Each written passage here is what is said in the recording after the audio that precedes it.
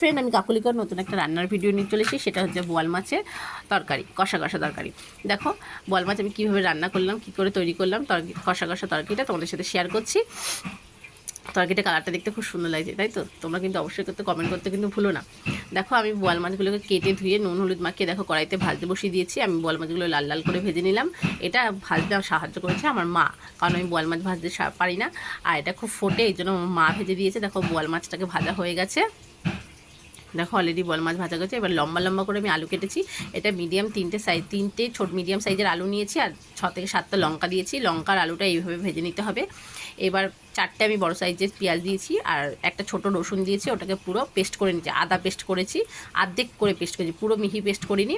এবার দেখো যে আলুটা ভাজলাম তার মধ্যেই পেঁয়াজটা আর রসুনটা আমি দিয়ে দিলাম, যেটা অর্ধেক করে পেস্ট করেছি, আর একটা গোটা টমেটো দিয়েছি। এটাকে ভালো করে কষাতে হবে পেঁয়াজের গন্ধটা চলে যাওয়ার জন্য। দেখো ভালো করে কষিয়ে নিচ্ছি।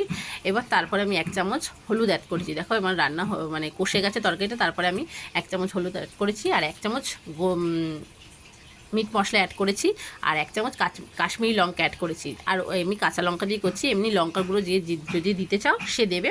আমি কোনো লঙ্কার গুঁড়ো ইউজ করিনি, কাশ্মীরি লঙ্কাটাই দিয়েছি কালার হওয়ার জন্য। দেখো এটাকে ভালো করে কষাতে হবে, গন্ধটাও চলে যাবে, পেঁয়াজের গন্ধটা চলে যাবে, আর তেল ছাড়বে, তারপরে জল অ্যাড করবে। দেখো আমি তখন ভালো করে এটা কষাচ্ছি। তারপর আমি 1 চামচ, আর 1 চামচের থেকে একটু বেশি লবণ দিচ্ছি, যে যা স্বাদ মতো লবণ দেবে।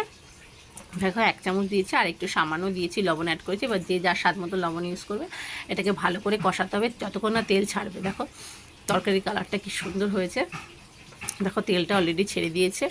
তারপর আমি 1.5 গ্লাস মতন জল অ্যাড করেছি। জলটা যখন ফুটে যাবে তখন আমি মাছগুলো অ্যাড করব। দেখো তরকারির কালারটা কি সুন্দর লাগছে।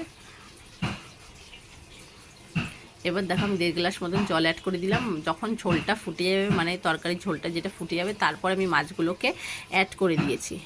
তারপর আমি ঢাকনা দিয়ে দেবো 10 থেকে 15 মিনিটের জন্য, আলুগুলো সেদ্ধ হওয়ার জন্য। দেখো আমি মাছগুলো ছেড়ে দিলাম। এবার 10 থেকে 15 মিনিটের জন্য ঢাকনাটা দিয়ে দেবো। আর তোমাদের যে আমার চ্যানেলটাকে দেখছো তার জন্য চ্যানেলটাকে লাইক কমেন্ট শেয়ার সাবস্ক্রাইব করে দিও। আর কমেন্ট করতে ভুলো না, কোথা থেকে দেখছো সেটা কিন্তু মেনশান করে দিও। দেখো ঢাকনাটা 10 থেকে 15 মিনিটের পর সরিয়ে দিয়েছি। দেখো এবার আমি খুন্তি দিয়ে দেখে নিলাম আলুটা সেদ্ধ হয়েছে কিনা। দেখো আলুটা সেদ্ধ হয়ে গেছে, আলুটা সেদ্ধ হয়ে গেছে। দেখো আর একটু ঝোলটাকে শুকাতে হবে, জলটা শুকালেই রান্নাটা রেডি হয়ে যাবে।